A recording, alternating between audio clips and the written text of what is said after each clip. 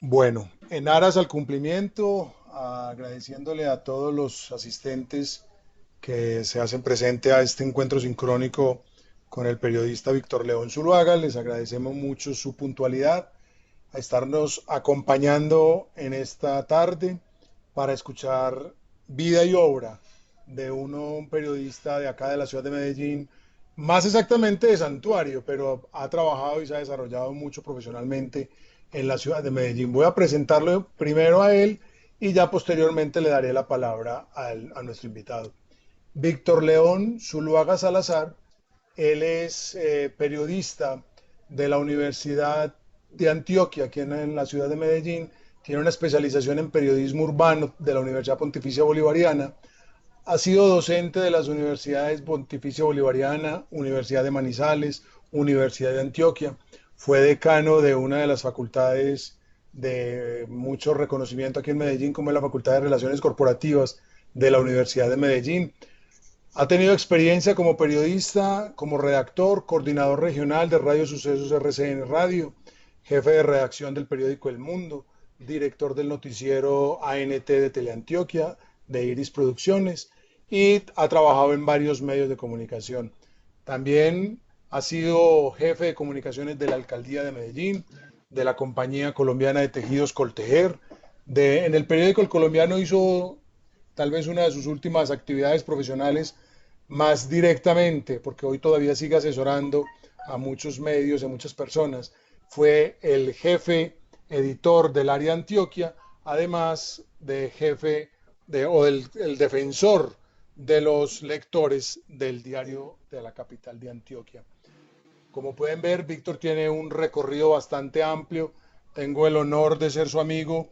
Él está también trabajando y muy activo en lo que se llama el CIPA, Círculo de Periodistas de Antioquia, también el Club de la Prensa, o sea que sigue trabajando lo que tiene que ver con los colegas, con los gremios, etcétera, etcétera.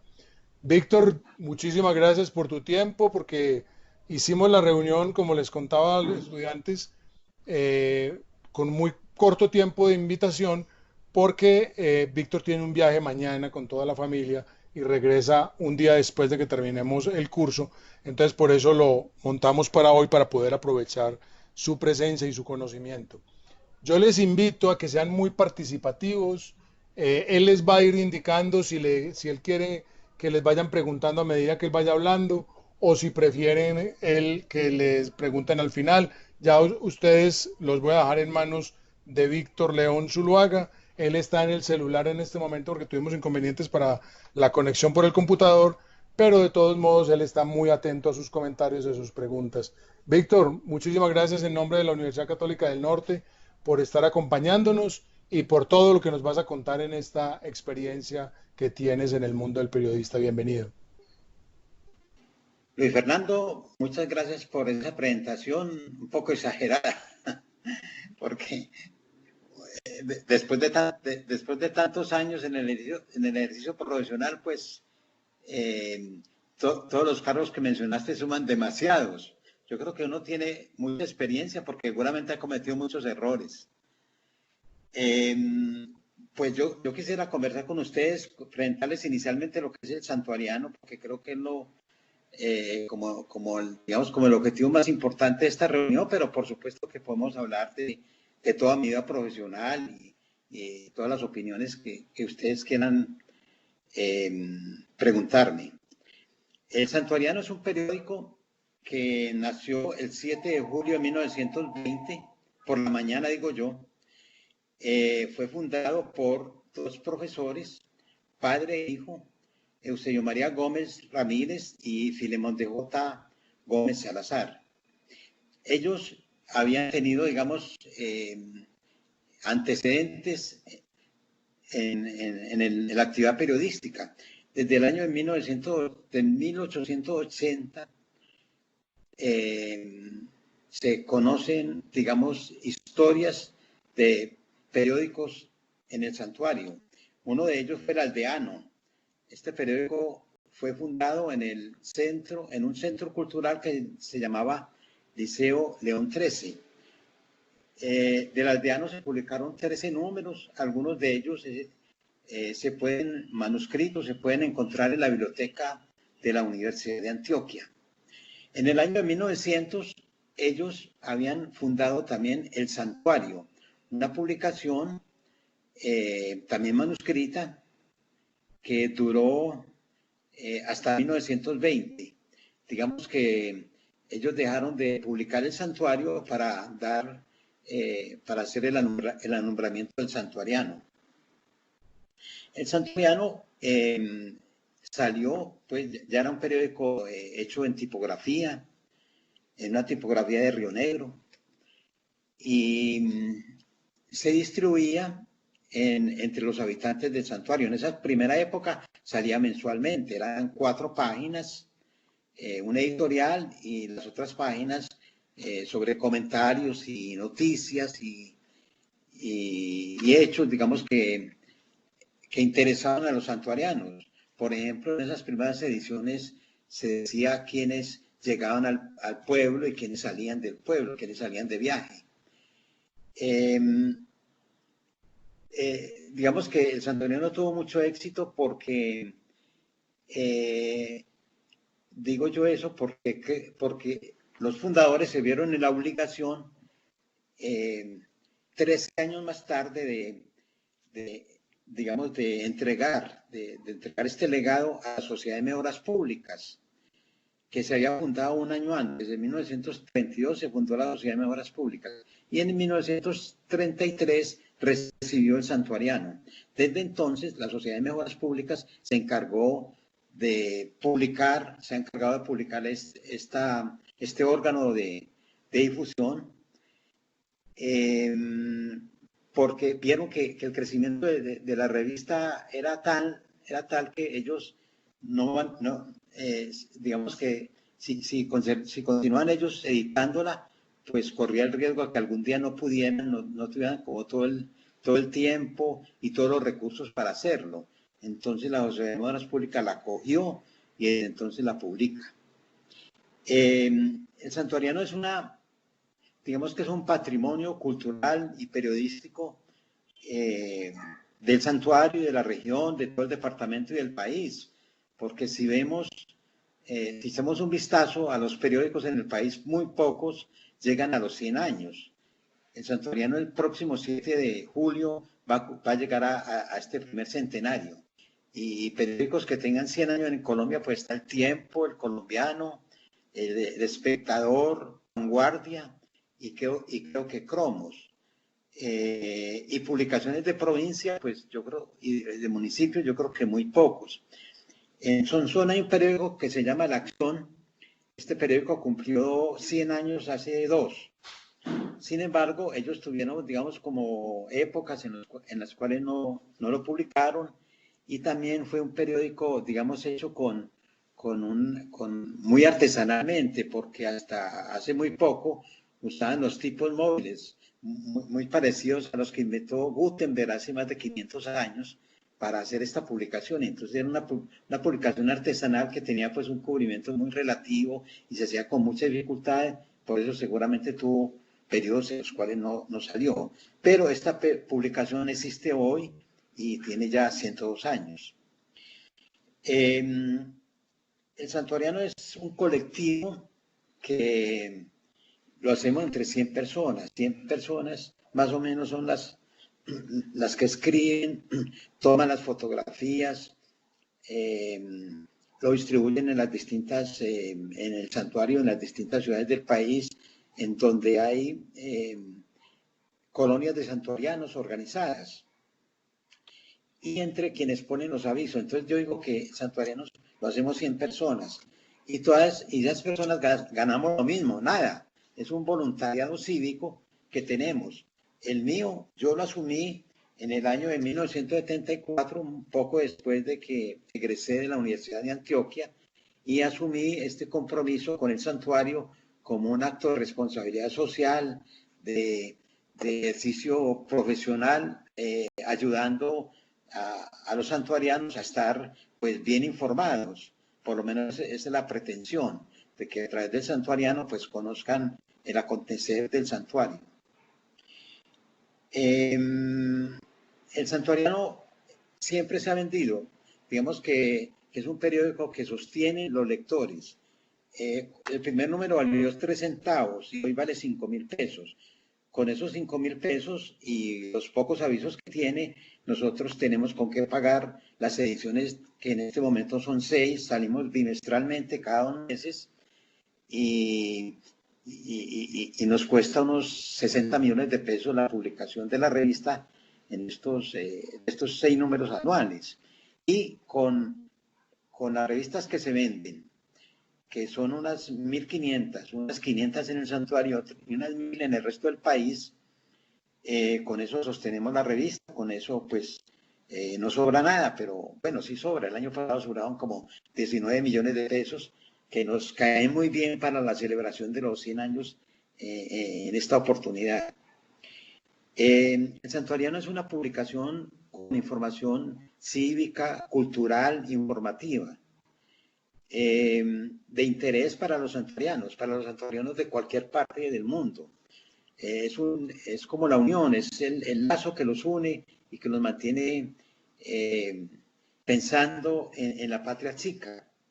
Entonces, por eso el Santuariano es una publicación pues, muy querida entre todos los santuarianos, circula con regularidad.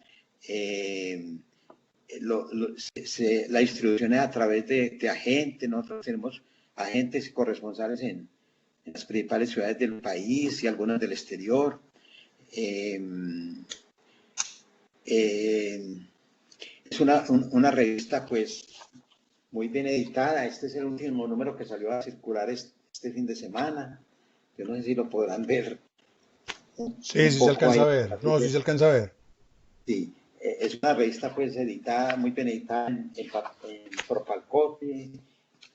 Y esta edición tuvo 48 páginas y digamos que tiene los acontecimientos más importantes. Si vemos la primera página, pues ahí vemos que se celebraron las fiestas del retorno, que fueron muy, muy concurridas, que asumió el nuevo alcalde, el alcalde popular, el 11º alcalde popular del santuario, Juan David Zuluaga, que Oreste Zuluaga, coincidencialmente papá del alcalde, pues recibió la semana pasada un homenaje del Consejo del Santuario. El Consejo del Santuario entrega una medalla a las personas que se han distinguido en el año inmediatamente anterior. Y el doctor Orestes, que es en la actualidad presidente de la Academia Antioqueña de Historia, fue recibido como miembro de la Academia Colombiana de Historia, después de muchas actividades políticas, porque fue miembro del Congreso de la República y fue secretario y fue gerente de entidades descentralizadas, pues ahora se dedicó a la actividad cultural y concretamente a la investigación histórica. Y también la otra noticia que tenemos al lado izquierdo es la de la medalla cívica que entrega la Sociedad de Mejoras Públicas cada año. Esta vez se la entregó a Oscar Gallo, que es un deportista que jugó fútbol toda la vida y después de dejar de jugar fútbol, bueno, creo que todavía juega por ahí raticos, fundó un club deportivo para los niños, para que los niños invirtieran sanamente el tiempo libre, ni siquiera pues para que ingresaran a las ligas del fútbol colombiano o internacional, sino para que empleen mejor el tiempo libre y se alejen de situaciones de riesgo. Y además dice que Elena Gómez asume la dirección de Alifisan, que es una institución que atiende a las personas en condición de limitados físicos. Dice también que la pinacoteca que habían sacado algunos concejales del recinto regresó otra vez. Esta pinacoteca está integrada por 68 cuadros, fotografías de personas sobresalientes del santuario y volvió pues al recinto del consejo. Y dice que publicamos la segunda entrega de un informe sobre los censos en el santuario de 1851 y 1867. Como ustedes pueden ver, estas noticias interesan a los santuarianos, no interesan a los marinillos, no interesan a los de Río Negro y a los de otras partes del país, es a los santuarianos. Entonces, por eso la revista tiene pues una amplia circulación entre los santuarianos. El santuariano, digamos que hoy es un multimedio. En el año de 1995 creó el Santuariano Televisión, uno de los primeros canales de televisión de los municipios antioqueños. Creo que después de Jericó, el del Santuario fue el segundo. Pues publicamos la noticia en el Colombiano, una notica por los municipios, decía que el próximo sábado se inauguraba el canal El Santuariano Televisión, y recibimos una llamada del gobernador de Antioquia, el doctor Álvaro Uribe Vélez. Dijo, yo quiero ir a inaugurar ese canal, y allá estuvo inaugurando el canal de televisión. El canal tenía una programación de 4 horas los fines de semana. Un magazine de media hora, un magazine informativo, un programa de preguntas y respuestas que alternamos con un abogado, con un médico, con un odontólogo, con distintos profesionales, con agrónomos, en el cual los campesinos o las personas en cámara les hacían alguna pregunta. Era como un consultorio profesional a estos profesionales sobre preguntas de interés de los santuarianos. Después había un programa de música de todas partes, llevamos música clásica, música de otros géneros también, por supuesto. Y también, digamos que reproducíamos programas de Confama, de Confenalco, de la producción que tenían las universidades bolivarianas de Antioquia, en fin, programas que fueran como interés para la comunidad. Entonces era una programación de 4 horas los sábados de 2 a 6 de la tarde, y los domingos se repetía de 10 de la mañana a 2 de la tarde.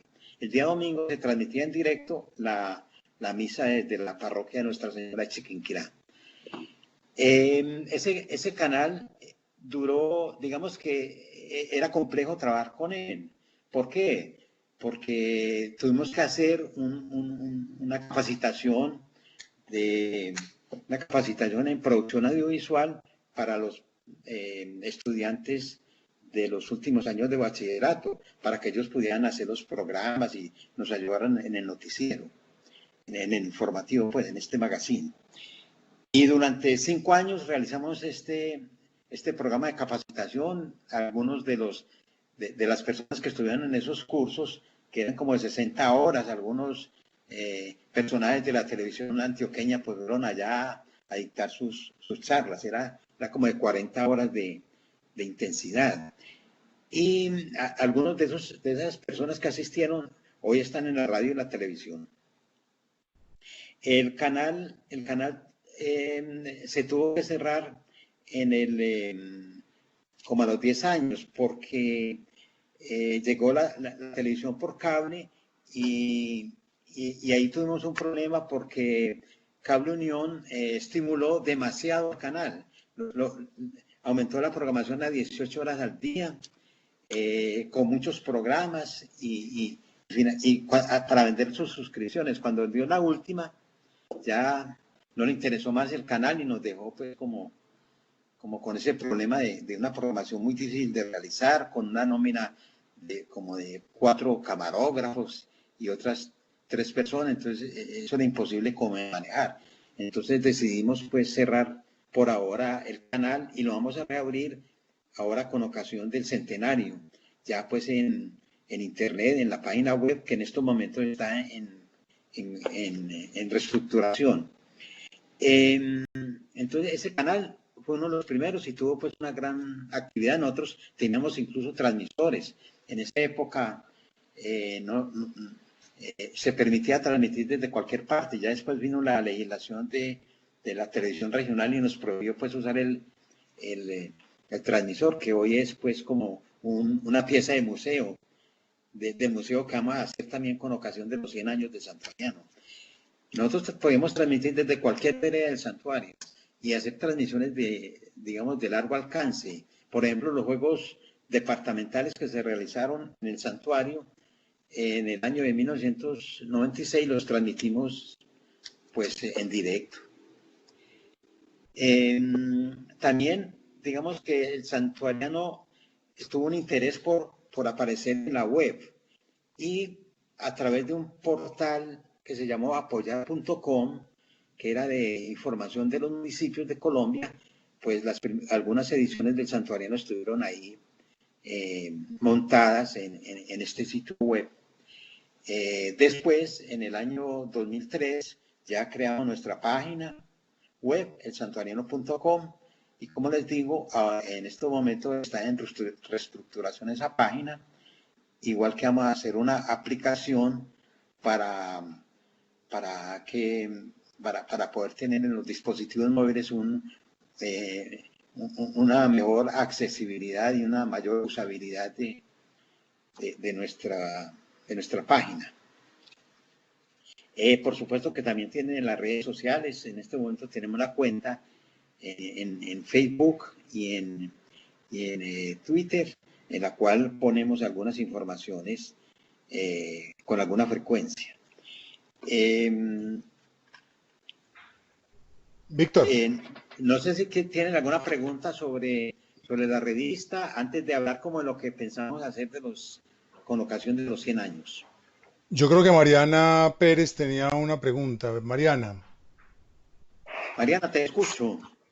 Sí, yo quería como comentar algo que, pues mientras que iban hablando, me dio como curiosidad sobre la revista y busqué y me encontré un artículo del Colombiano cuando ustedes cumplieron, bueno, la revista cumplió 95 años y dice que sacaron como un DVD que se llama El Santuariano Histórico, que se podría encontrar ahí como dentro del video o algo que, no sé, ¿qué podríamos ver en ese video que sacaron?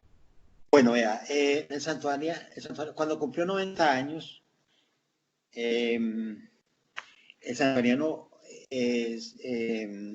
digamos que editó una publicación digital, lo sacamos en el formato de DVD, con toda la colección de las revistas desde el número 1 hasta la que se publicó en el año 90. Digamos que nosotros tenemos como una dificultad con las revistas porque se estaban, digamos, deteriorando fuertemente. Y entonces, pues yo me puse a averiguar a ver quién nos recibía esta publicación y las íbamos a ofrecer a la Biblioteca Pública Piloto, a la Universidad de Antioquia, al Politécnico, en fin, a una institución que digitalizara las ediciones y digamos que nos diera una copia digital pues, de las revistas para que de pronto no se fueran a deteriorar más y a perder pues ese patrimonio cultural y periodístico que teníamos ahí un poco mal tenido. Tuve la fortuna de hablar con unos amigos de una empresa que se llama Soficol y ellos me dijeron, usted no puede renunciar al patrimonio, a los derechos patrimoniales de esa colección. Eso es muy valioso para el santuario, para ustedes, para el periodismo. Ustedes no pueden. Nosotros se las digitalizamos. Pero bueno, eso valía mucho, valía 30 millones de pesos y en ese momento no teníamos pues cómo hacer esa inversión. Entonces yo paré, digamos, la idea de donar esa publicación y dije, bueno, vamos a conseguir esa plata. Y me puse a pensar que yo no tenía un amigo de 30 millones de pesos que me apoyara con la digitalización de la revista, ni dos amigos de 15 millones que también nos pudieran ayudar. Pero sí vi que era posible tener 500 amigos de 60,000 pesos. Entonces hicimos una preventa de esta publicación digital y de esa manera conseguimos los 30 millones que necesitamos para editar la revista. Y claro, como esto no es un negocio, sino que todo lo hacemos es de una manera voluntaria, es un proselitismo cívico que yo tengo ahí y que tenemos pues este grupo que estamos en el Santuariano. Entonces lo que vemos con gran satisfacción, incluso casi que con un doble objetivo. Primero, pues conservar la publicación, las revistas que ya están deteriorando. Y en segundo lugar, ponerlas en manos de todo el mundo, comenzando por la mía, porque imagínense que a mí ni siquiera me prestaban las revistas que porque se deterioraban. Y mejor que no me lo habían prestado porque a lo mejor me hubiera enfermado. Eso es bastante peligroso ojear esas revistas si no es con una máscara y con guantes, porque de verdad que algunas personas que tomaron las revistas estuvieron pues con una enfermedad tenaz en los pulmones porque ese material tiene unos hongos y entonces es complicado. Entonces de esa manera digitalizamos, es uno de los proyectos muy bonitos que contamos con gran satisfacción, además porque es muy bonita la tarea como se hace, porque tienen que desencuadernar todas las revistas, primero las limpian, le sacan todo el polvo, luego les aplican una especie de fungicida que mata todos los hongos que tiene ese papel de tantos años y en condiciones pues difíciles. Y luego sí ya le hacen el trabajo de la digitalización. Nosotros cuando cumplimos 95, igualmente sacamos otra producción, ya no la vendimos a los 60.000, sino que a las personas que se suscribían por un año, les regalamos el DVD con las publicaciones, ya no en los 90, sino en los 95 años. Y ahora, con ocasión de los 100 años, por supuesto que vamos a digitalizar los últimos 5 años y vamos a producir una memoria USB con estas revistas. Las tenemos casi todas, nos faltan solamente 8 revistas. Creo que ninguno de los periódicos, ni El Tiempo, ni El Espectador, tienen todos los números. A nosotros nos faltan también 8. Es como una lástima, pero también yo digo que es un esfuerzo muy grande, porque durante mucho tiempo estuvimos buscando números que nos hacían falta, porque la Sociedad de Memoras Públicas no los tenía todos. Y encontramos personas que habían coleccionado la revista y nos donaron esos números. Eso es lo que les puedo decir sobre la digitalización. Me parece que es pues como un orgullo además tener la revista digitalizada. Yo creo que pocos periódicos en el país tienen toda su colección digitalizada. Víctor, hablando de ese tema de digitalización, dos preguntas. Mientras los compañeros y los chicos te participan. La primera es lo que nos decías ahora de hacer más presencia en redes, están en Twitter, están en Facebook, pero cómo sostener, y ahí uno las dos preguntas en una sola, cómo sostener un medio de comunicación como el Santuariano, que es impreso, que no tiene todavía mucha presencia en redes, con patrocinios, con publicidad casi que muy local y sin perder de pronto la independencia que tiene la revista con lo que hace, por ejemplo, la alcaldía, lo que hacen las empresas de allá de Santuario, para que no se conviertan como en un megáfono para lo que ellos hacen y ustedes convertirse en multiplicadores. Entonces, ¿cómo hacer para mantener esa independencia? Bueno, primero que todo, tenemos una división administrativa. El director se encarga del contenido y no sabe ni siquiera cuánto vale un aviso, ni sabe quién lo pone, ni cómo se consigue, ni nada. Y para eso tenemos un gerente que es como el encargado de la parte comercial, tanto el mercadeo como de la circulación.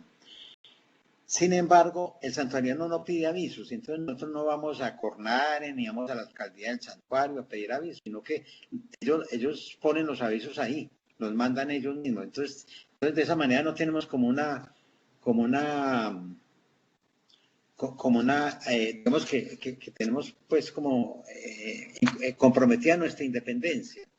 En segundo lugar, porque la revista, digamos que sigue los principios del periodismo responsable, hecho con ética, con pluralidad.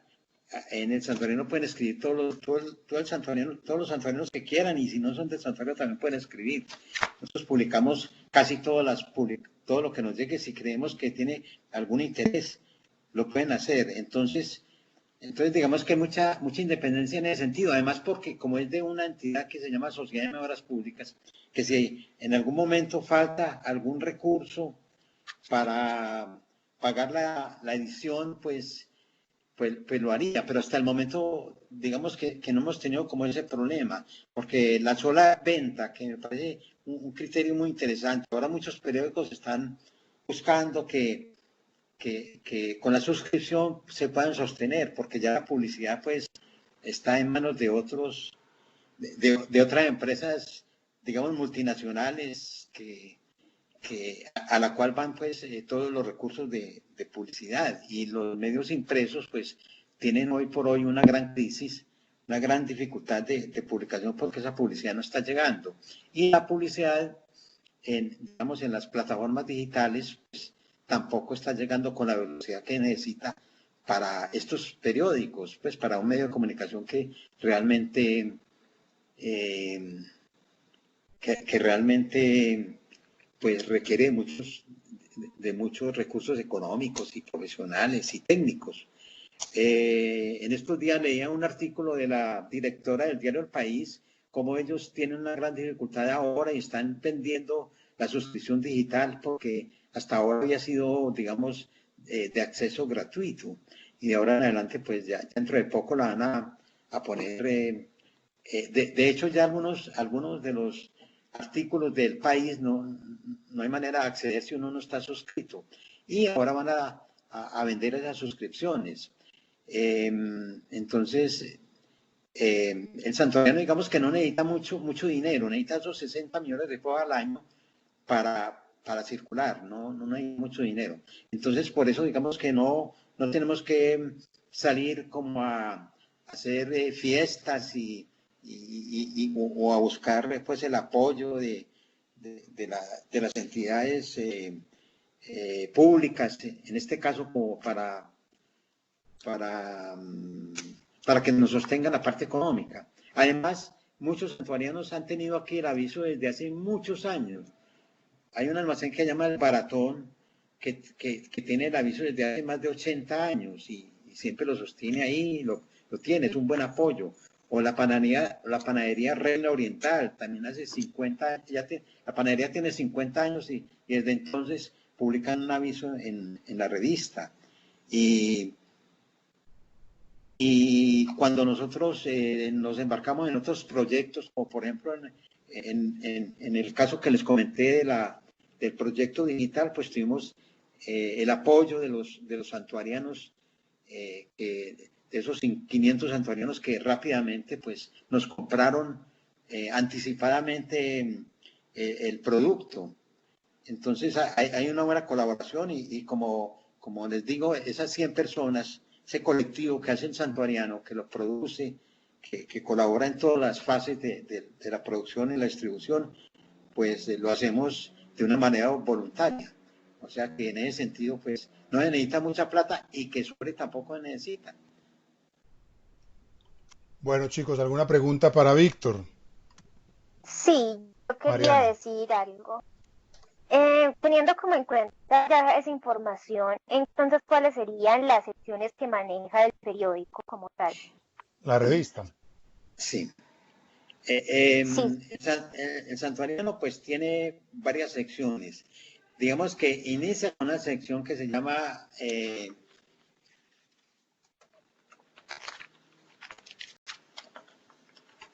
con la página editorial. Digamos que el editorial está entre las primeras páginas.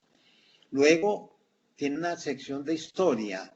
Ahora estamos haciendo una iconografía del general José María Córdoba, que tiene, que es, digamos, todos los santuarianos somos cordobistas, porque allá pues él allá fue muerto cuando cuando Bolívar, cuando el libertador Simón Bolívar envió por él porque se había rebelado contra su gobierno, pues allá murió él junto con otros 180 orientales, entre ellos algunos santuarianos.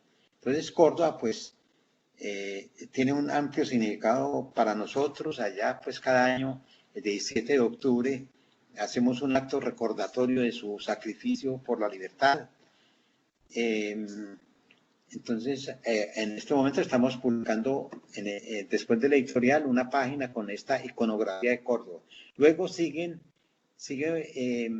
con alguna frecuencia en todas las ediciones un perfil de un santuariano ilustre, un santuariano que haya aportado algo al país, y entonces lo destacamos ahí, hacemos un perfil de él.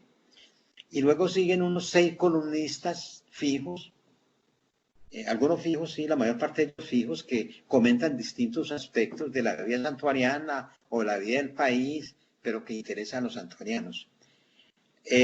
Después de la sección de opiniones, sigue la sección vida santuariana, y ahí publicamos, digamos, las noticias más importantes, desplegadas, digamos, reportajes o noticias amplias sobre temas de actualidad. Para esta edición, pues por supuesto que nos gastamos muchas páginas hablando de la posesión del alcalde, algunos de los discursos de ese acto, particularmente el del discurso del alcalde y el discurso de Monseñor Omar Mejía, que es el arzobispo de Florencia, Caquetá, que él es santuariano, entonces vino a la posesión. Después hacemos una semblanza, perdón, una pequeña reseña de cada una de las hojas de vida de los miembros del gabinete y de las principales entidades descentralizadas del municipio, con su fotografía sonriente de cada uno de estos funcionarios que inician pues su tarea. Hay una entrevista también al alcalde. Después seguimos con un encuentro de periodistas. Nosotros cada año realizamos el encuentro de periodistas y comunicadores y estudiantes de periodismo y comunicación del santuario. En esta oportunidad, este fue el 6º encuentro, y siempre lo llevamos a una persona que tenga algo que contar de su profesión. En esta oportunidad llevamos a Carlos Mario Correa Soto, profesor de AFID, quien tiene varios libros y quien fue corresponsal del Espectador en los tiempos tremendos del narcoterrorismo aquí en el santuario.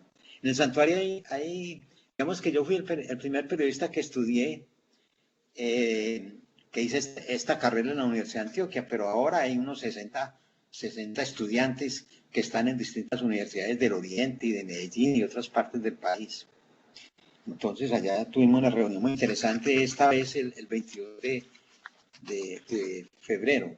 Y Carlos Mario volvió este sábado, el sábado anterior, a dictar un taller de periodismo narrativo, que ahora les cuento en qué tarea estamos. Bueno, también está la noticia sobre la entrega de la medalla al mérito cívico, un reportaje gráfico sobre las fiestas de retorno, la noticia de la entrega de la medalla cívica a Oscar Gallo, este dirigente deportivo que su vida se la ha gastado últimamente es en el Club Deportivo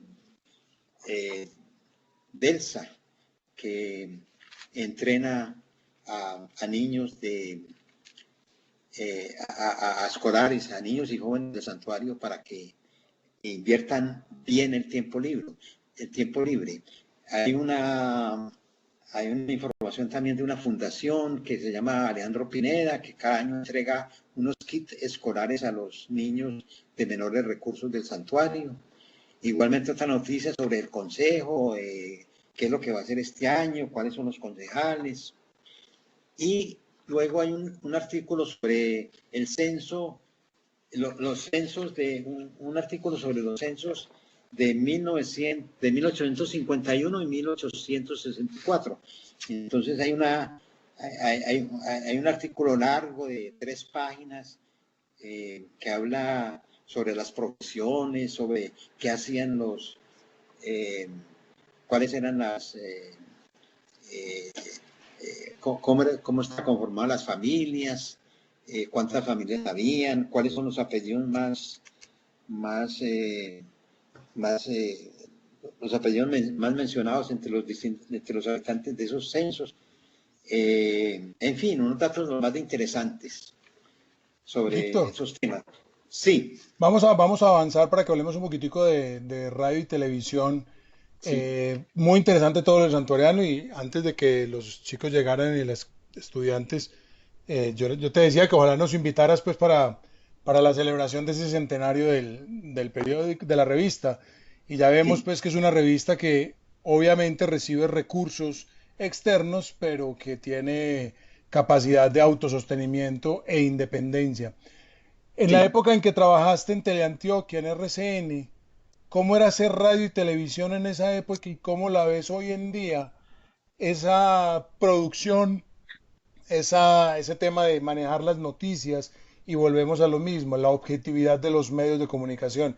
Y algo que en la época tuya como defensor del lector no se manejaba mucho, que son las famosas fake news o las noticias falsas, que hoy en día son pan de cada día. ¿Cómo ves todo ese proceso en los medios de comunicación, radio, televisión, prensa y las redes sociales a lo que era antes y lo que es hoy en día?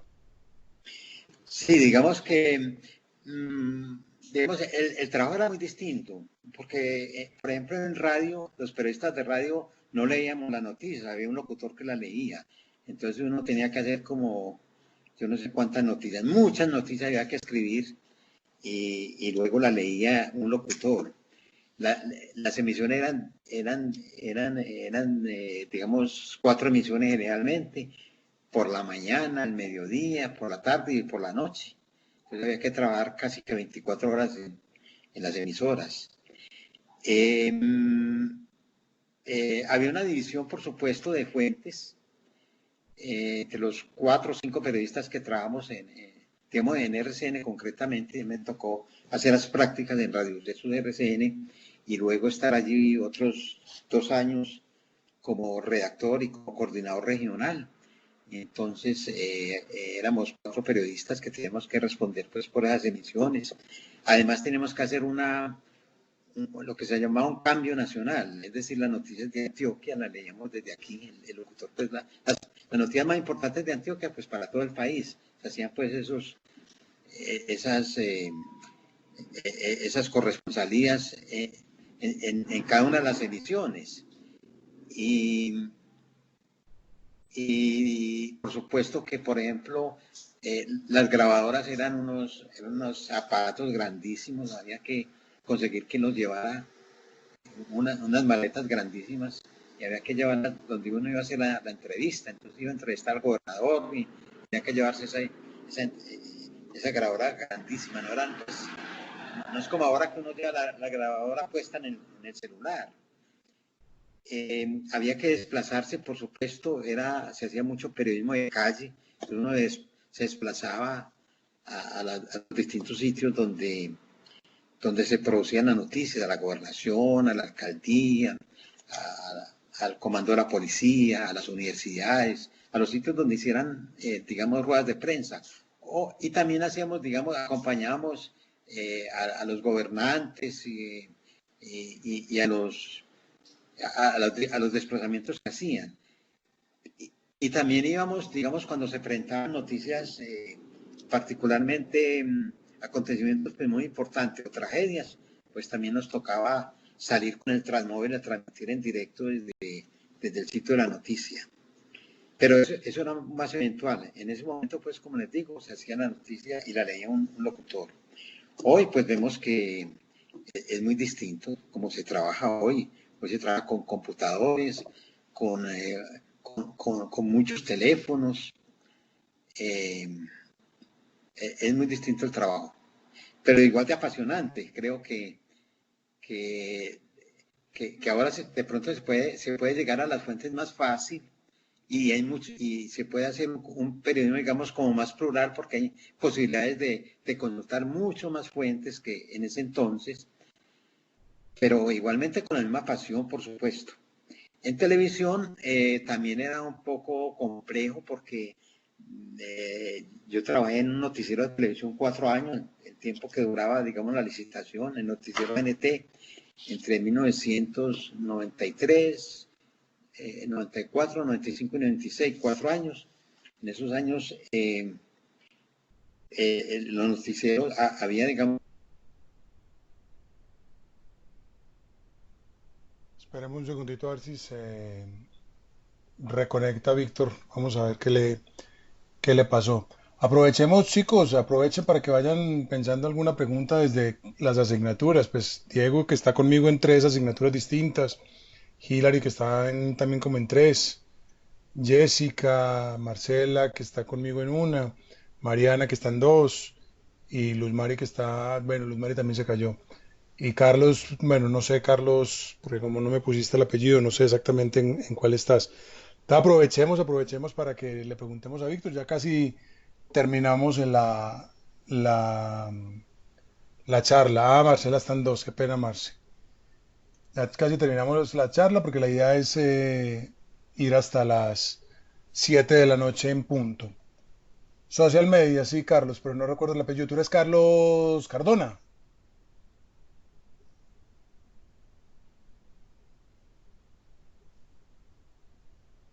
Ah, bueno, listo, perfecto.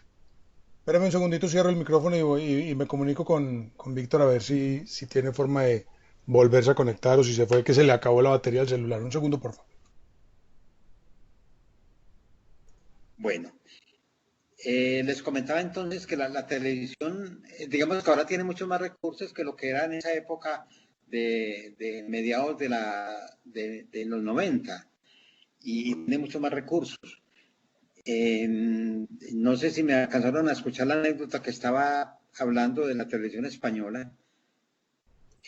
No, Aquí no, se realizó un congreso internacional de comunicación y resolución pacífica de conflictos en el año de 1995. Y entonces, se,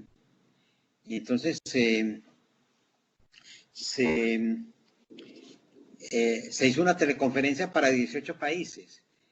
Los de Televisión Española vinieron aquí como 3 días antes de la teleconferencia pensando que Teleantioquia tenía mucha experiencia.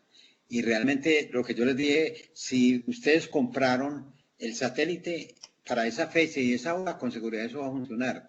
Y si se daña el satélite, le cae un asteroide o falla ese satélite, nosotros no podemos hacer nada. Preocupémonos por hacer muy bien lo que tenemos y preparemos bien el reportaje y los invitados y que esto quede muy bien. Y la teleconferencia salió perfecta porque claro, hay una parte que la hace la técnica y uno no sabe cómo va a salir. Nosotros hicimos la primera transmisión en directo de Santa Fe de Antioquia en el noticiero y el día que fuimos a hacer como una prueba, el cielo estaba totalmente nublado y no tuvimos visual para la señal de microondas con el alto del boquerón en donde está la repetidora. Pero finalmente nosotros fuimos el día pues del noticiero y eso salió perfecto. O sea que hay una parte que hay que desmitificar mucho en la televisión. A mí me tocó desmitificar mucho pues como esa parte porque las autocríticas que hacíamos nosotros después de cada noticiero era que el presentador tomaba un bolígrafo y anotaba algo en su libreto. Y entonces se pensaba que hacer eso, pues digamos, era un ruido innecesario y que afectaba pues el noticiero. Y yo recuerdo en esa reunión que les dije que los presentadores iban con las manos puestas y que tenían que hacerlo con naturalidad, que yo no le veía ninguna dificultad a eso. Y finalmente pues fuimos como haciendo muchas cosas en el noticiero que de verdad que, que aquí en Teleantioquia, Teleantioquia ha sido un canal pues que ha sido una escuela para la formación de los periodistas que nos dedicamos en algún momento a la televisión. Y hemos tenido muy buen apoyo pues ahí en el canal. Bueno, chicos, ¿alguna pregunta para Víctor? Mariana. Sí, Antes de terminar, me gustaría comentarles en 2 minuticos como qué es lo que pensamos hacer con ocasión de los 100 años. Pero Mariana, adelante, ¿qué te puedo responder? yo quería como pedir unos consejos que nos pueda dar sobre la expresión corporal en televisión, que nos sean pues como útiles a la hora de hacer como una presentación en vivo, que son como las cosas ya como más complicado, porque obviamente algo que es grabado previamente no va a ser tan difícil porque se puede grabar nuevamente. Entonces, como qué consejos nos podría dar. Depende mucho como de la naturaleza del programa, pero digamos para un programa informativo, un noticiero concretamente, me parece, por ejemplo, el teleprompter no se debe usar nunca. Yo creo que debe ser de una presentación muy natural, lo más natural que se pueda, por supuesto con las ayudas que necesite, con un computador, con una llamada telefónica, con un libreto. Por supuesto que hay que tener muy bien planeado todo, casi que libreteado todo el programa, porque el tiempo es un recurso muy valioso en televisión y de pronto, si no hay una planeación del tiempo, de todos los tiempos, pues vamos a gastarnos más de lo necesario y se nos van a quedar pues muchas noticias por fuera. Entonces es muy importante tener todo muy medido. Con respecto a la presentación, yo creo que sí, ese es lo más personal. Por supuesto que los entrenadores de presentadores les hacen unos ejercicios de respiración, de yoga, de autocontrol, de concentración, que a la hora de estar al frente de una cámara, pues es un requisito, mejor dicho, tenerlos presentes. Víctor, antes de que nos hables ya de la última parte de lo del santoriano, a propósito de lo que estás mencionando, dame un segundo, Mariana, a propósito de lo que estás mencionando y lo que le respondías a Mariana, en radio y en televisión, que son dos de las asignaturas que yo estoy sirviendo en este momento aquí, soy muy insistente en los trabajos que me entregan en el tiempo. Y muchos me dicen, profe, pero es que me pasé un minuto. Responda usted en radio y en televisión, ¿qué pasa cuando uno se pasa un minuto? De acuerdo, Luis Fernando, es que el noticiero a las 7 comienza a las 7 y debe terminar a las 7:24, a las 7:28, en fin. Entonces el tiempo no puede ser un recurso, es un recurso que hay que usar muy bien y hay que anotar en cada uno de los, digamos, de los elementos de ese programa, en cada una de las notas o en cada una de las secciones hay que anotar el tiempo con minutos y con segundos. Yo diría que con minutos y con segundos. Y tener siempre a mano un contador, un cronómetro, tener siempre a mano un reloj que le esté indicando el tiempo, porque eso me parece fundamental. Exactamente, así es, y para poder saber todo el tiempo. Dale, Diego, bienvenido. Diego, Víctor, te lo presento. Diego nació en Argentina, pero está viviendo aquí en Colombia, está viviendo en Bogotá y es un gomoso ahora de la comunicación, pero ya es profesional en el área de la informática. Diego, bienvenido. Gracias, profe. Bueno, yo le quería preguntar sobre las redes sociales. ¿Cómo vivió usted el cambio con las redes sociales ahora que se han popularizado en los últimos años y cuáles redes sociales a usted le gusta más? Bueno, las redes sociales son una maravilla, pero puede ser también lo peor. Alguien dijo que las redes sociales era como un cuchillo, y un cuchillo lo ve un antisocial como la manera de hacer un atraco, pero un chef mira en el cuchillo la manera el instrumento necesario y preciso para hacer el mejor corte y presentar el mejor platillo. Entonces las redes sociales ni se pueden satanizar, ni se puede decir pues, que es la última maravilla tampoco. Eso depende del uso que le demos. Los medios de comunicación tienen la oportunidad digamos, de extender su distribución de la información a través de las redes sociales, de anticipar la información, de informar de una manera pues, muy rápida con la información que tienen a mano. Sin embargo, las redes sociales son usadas también por otras personas que pueden desinformar cuando menos, pero también, digamos, digamos, atentar contra la honra, contra el patrimonio, contra los bienes, contra la vida de las personas, porque la pueden usar de esta manera. Vemos que hay también, ya hay agencias de noticias falsas que lo único que quieren hacer es desinformar y de alguna manera, pues, idealizar.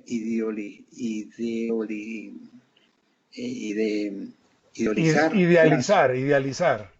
Sí. Ideologizar la comunicación y entonces no va a primar la información, sino la ideología a la cual están sirviendo o con un beneficio, digamos, económico, haciendo publicidad camuflada como información. Entonces,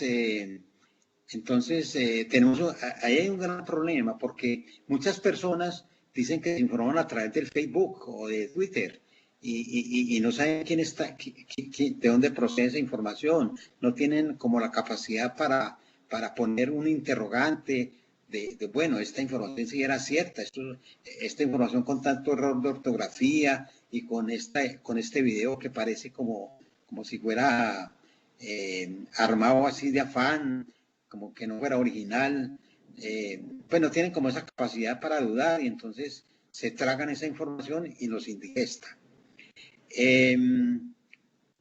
Entonces, digamos que hay un gran riesgo para el ciudadano informarse, porque si no sabe de dónde procede la información, si no sabe la información que procede de una persona común y corriente,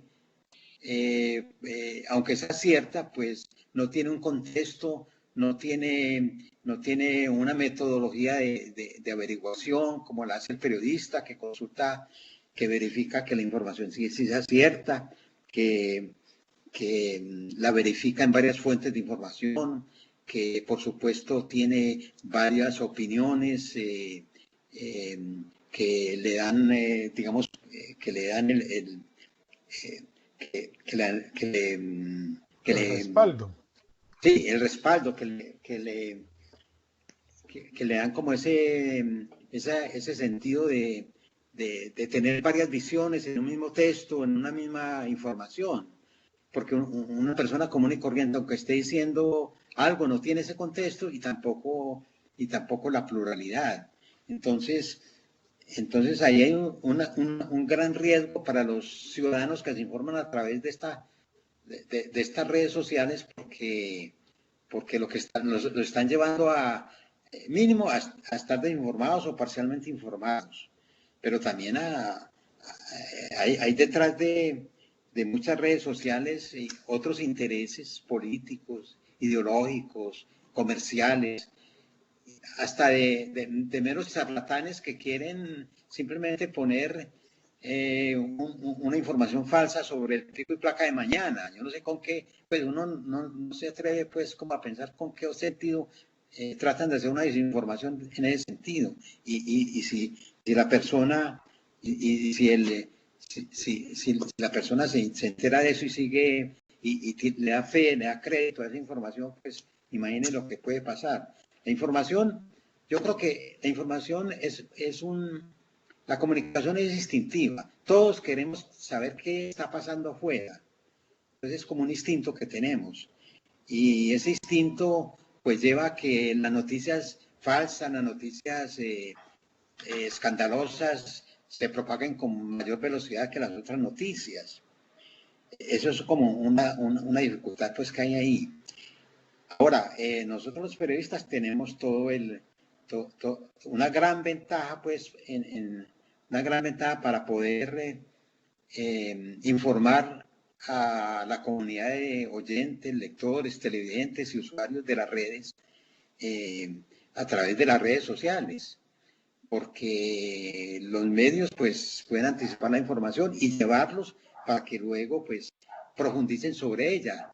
Entonces me parece, como resumiendo, que las redes sociales es una maravilla sabiéndolas usar, y nosotros que somos profesionales de la comunicación pues tenemos como ese gran reto pues de usarlas de la mejor manera, no caer en la trampa de porque nos llegó por Twitter una información, vamos a anticipar la primicia y sin confirmar, sin hacer el trabajo que tenemos que hacer profesional, que es confirmar, verificar y tener varias fuentes y el contexto, pues dar esa información así sin más criterios.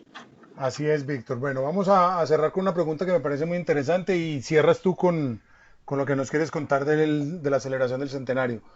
Marcela Fernández, de aquí de Medellín, nos pregunta, ¿cómo motivar a los colaboradores a sostenerse en el tiempo haciendo un trabajo voluntario? Y eso es hablando nuevamente del santuariano y me parece muy interesante porque ¿cómo hacer? Porque cuando nosotros hacemos la práctica casi que la hacemos gratuita, aunque ya hay una ley que obligatoriamente se debe pagar, pero en este caso estamos hablando de personas que están trabajando periódicamente cada 2 meses en la construcción de la revista, pero no están recibiendo ningún salario. Entonces, ¿cómo los motivan? Bueno, la respuesta es la educación. Nosotros tenemos digamos que el santuariano desde hace unos 10 años realiza un seminario de periodismo juvenil en los establecimientos de educación del santuario.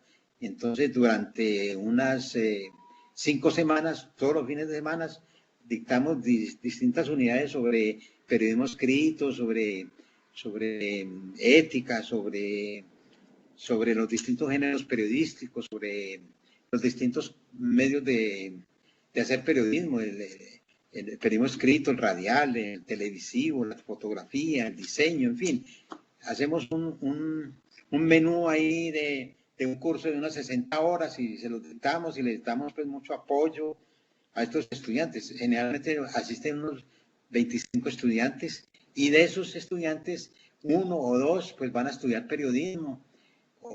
Y de esos, pues, cuando entran a la universidad, los vinculamos a la revista, les ofrecemos, pues, la posibilidad de que eso como un medio de práctica también, adicional a la que hacen en la universidad, y ahí tienen la oportunidad, pues, de foguearse en el periódico.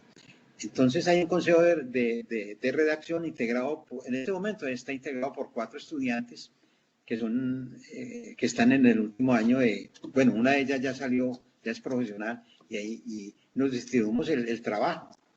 Y hay mucha colaboración, es decir, nosotros les pedimos artículos y los corregimos pues ya y los elaboramos. De esa manera pues se hace la revista.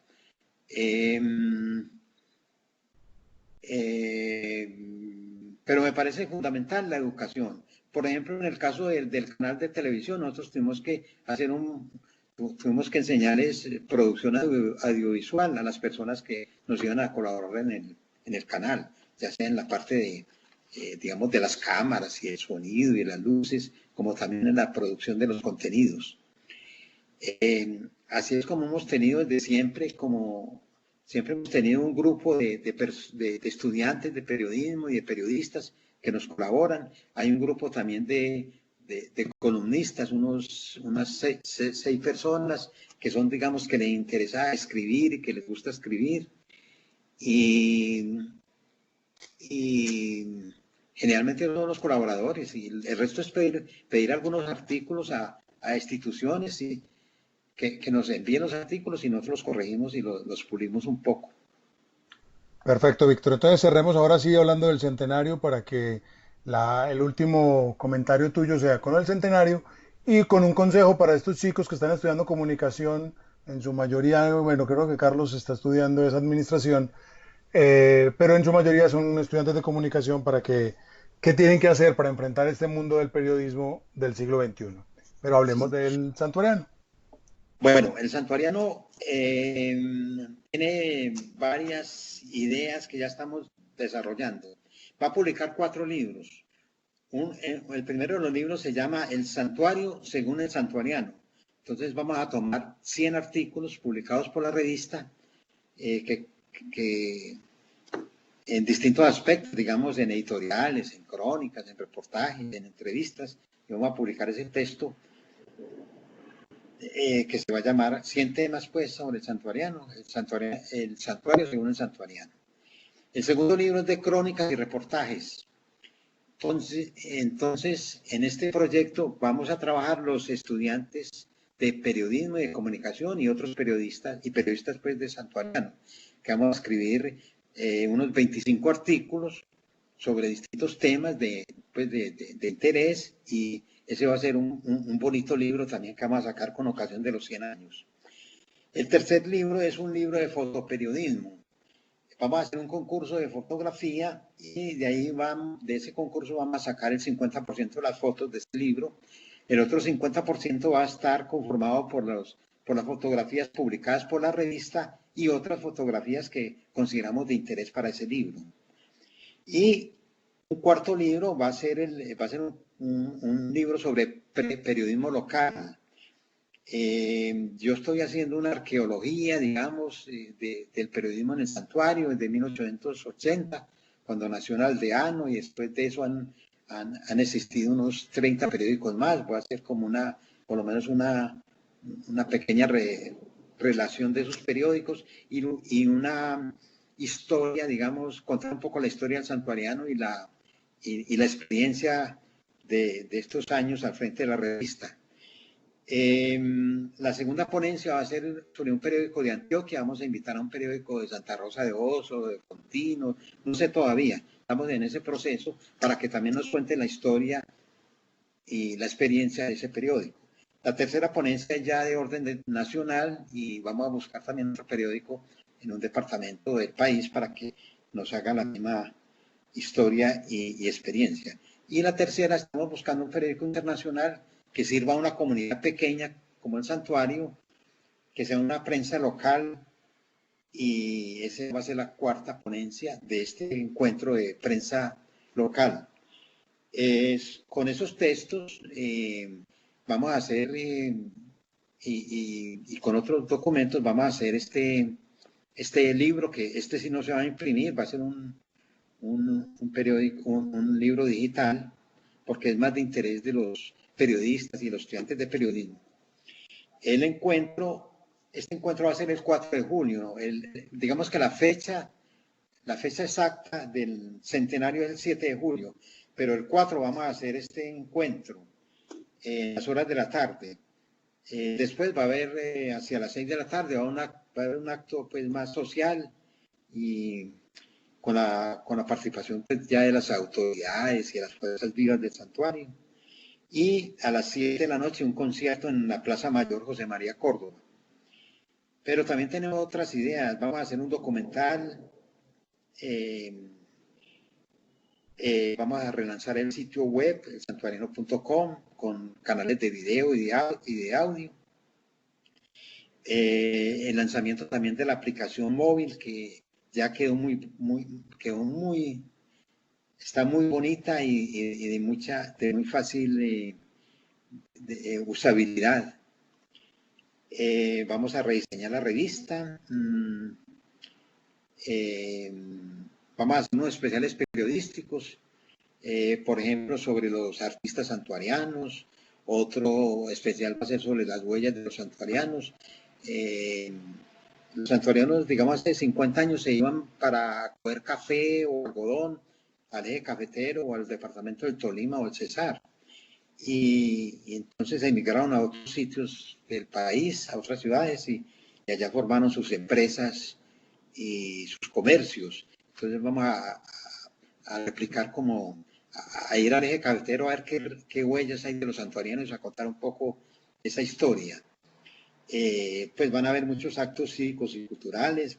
Vamos a hacer un concurso sobre el santuario en 100 palabras con estudiantes de bachillerato.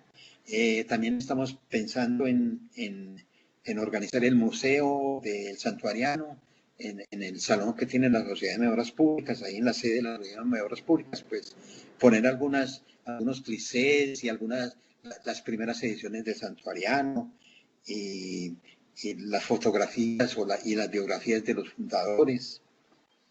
Del 15 al, del 18, en la semana del 18 de mayo, vamos a hacer una cátedra municipal en los establecimientos de educación media del santuario, contándoles a los estudiantes un poco el ayer, el hoy y el mañana del santuario. Vamos a hacer a finales del año el seminario de periodismo juvenil que les comenté para los estudiantes de los grados 9º y 10º que estén interesados en el periodismo y la comunicación. Y también vamos a hacer una exposición itinerante con algunas portadas de la revista El Santuariano y estos periódicos que nos van a llegar con ocasión del encuentro de prensa local. Lo vamos a llevar a las colonias de Bogotá, de Cali y de Barranquilla por ahora. Eso es pues como a grandes rasgos lo que pensamos hacer ese día. El día 7 sí vamos a hacer un acto religioso y un acto de gratitud. Vamos a entregarles un reconocimiento, como un diploma de gratitud a las personas que nos han ayudado en la revista durante este tiempo. Eso es como a grandes rasgos lo que tenemos previsto para celebrar estos 100 años del Santuariano. Bastante actividad académica muy importante. Seguramente algunos de los que nos están escuchando acá lo vamos a acompañar. Seguramente por ahí están invitados, por favor, si tienen un matrimonio, un divorcio previsto para, para esa el fecha. 4 de julio, lo aplacen, por favor. Bueno, Julio, Víctor, cerremos entonces, démosle un consejo a estos chicos en el área profesional y en el área de las comunicaciones y el periodismo para enfrentar el periodismo del siglo XXI. Bueno, yo creo que la principal recomendación es que hay que estudiar todos los días. Yo creo que cualquier profesión hay que estudiar, pero en el periodismo sí que hay que estudiar. Yo me casé muy pronto que terminé y no tuve la oportunidad de salir al exterior a estudiar un poco comunicación o periodismo porque aquí en Colombia no había ningún posgrado de periodismo, pero el primer posgrado que se abrió, a ese entré. Eso hace pues ya como 20 y pico de años. Y después les cuento la última experiencia en el colombiano, donde fui pues coordinador de área, de editor, jefe de redacción nocturno, y en los últimos 6 años fui defensor de los lectores. En ese periodo, en estos 6 años,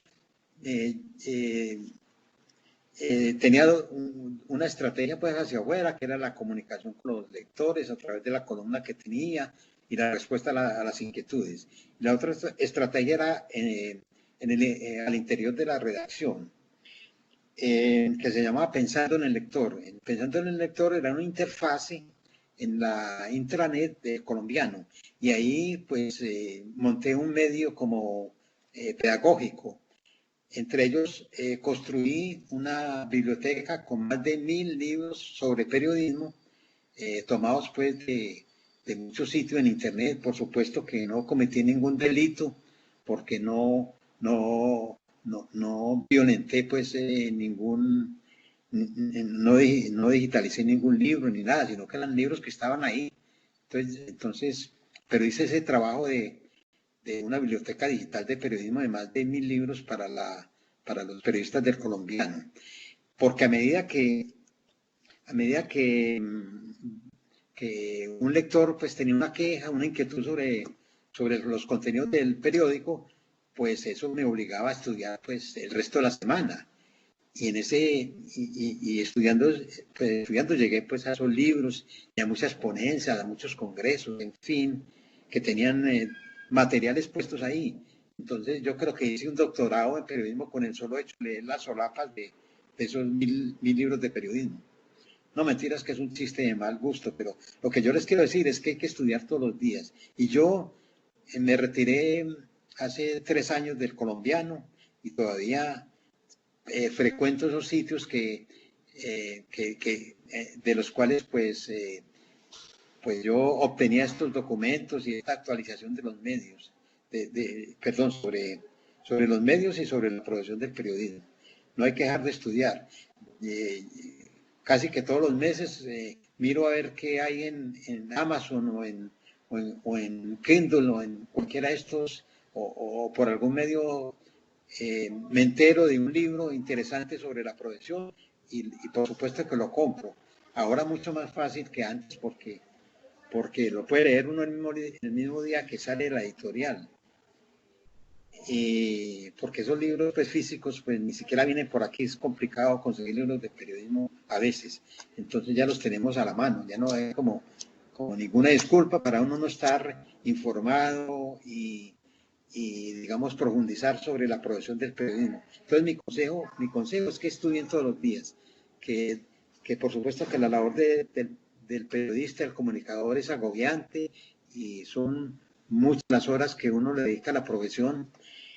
Hay que reservar 1 o 2 horas para mirar qué hay de nuevo en la profesión, de qué se está hablando, qué libros nuevos hay sobre el asunto, cuáles son los temas que se están comentando. Ese es pues mi gran consejo. Muy bien, Víctor. Bueno, solamente para cerrar, Carlos está estudiando desarrollo de software, o sea que también muy interesante que Carlos esté por estos lados. Víctor León Zuluaga Salazar, muchísimas gracias por su tiempo, gracias por regalarle esta más de 1 hora a los estudiantes de la Católica, contar sus experiencias, tanto en el santuariano como en su vida profesional, y éxitos en el viaje que emprende mañana con toda su familia. Muchas gracias y vuélvame a invitar. Claro que sí, por aquí con absoluta seguridad, y también cuente con la Católica del Norte para que en cualquier momento que necesite difusión para sus eventos, para la celebración de los 100 años, nosotros también estemos ahí pendientes de participar y que hagamos una alianza y trabajemos juntos. Víctor, muchas gracias a todos los chicos, muchas gracias por este tiempo que se han regalado y estamos entonces en contacto para futuros eventos.